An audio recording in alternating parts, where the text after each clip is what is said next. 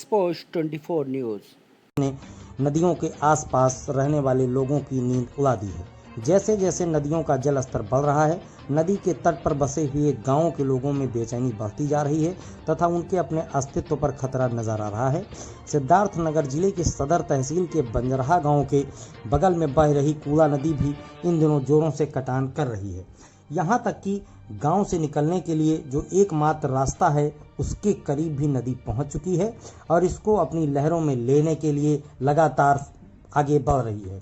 अगर ये सड़क नदी में समाहित हो जाती है तो इस गांव के ग्रामीण अपने घरों से बिल्कुल भी निकल नहीं पाएंगे।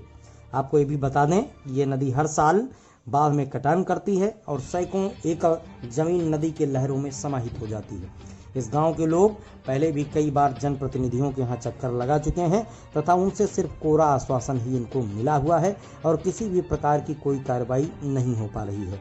इन दिनों ग्रामीण रात भर जाग करके अपनी रखवाली कर रहे हैं और ये देख रहे हैं कि अगर ये सड़क कट गई तो फिर उनके आने जाने का रास्ता पूरी तरीके से बंद हो सकता है।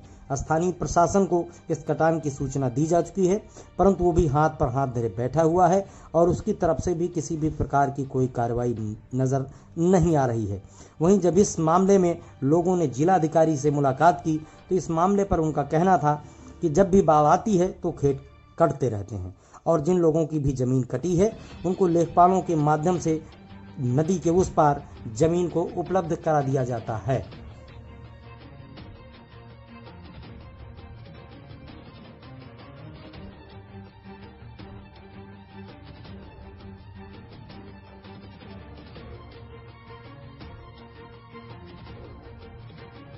इधर आएगा तो खेतों के लिए हमेशा कार्य योजना नहीं बनाई जा सकती।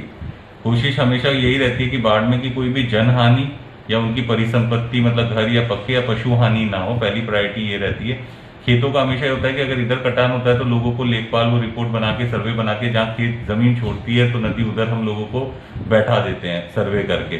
तो मेरे ख्याल से वो एक फिनोमिना है सारे फ्लडेड एरियाज में। तो खेतों के लिए कोई कार्य योजना नहीं बनाई जा सकती क्योंकि खेत तो कहीं ना कहीं कट ही रहे होंगे, पर यह है कि कोशिश यही की जाती है जिसका खेत कट रहा है उसको कम से कम जितना कटा है तो जिस जगह पे छोड़ा है वहां पे उसको बैठा दिया जाए कि जिससे वो अपना जीवन यापन हमेशा करता है।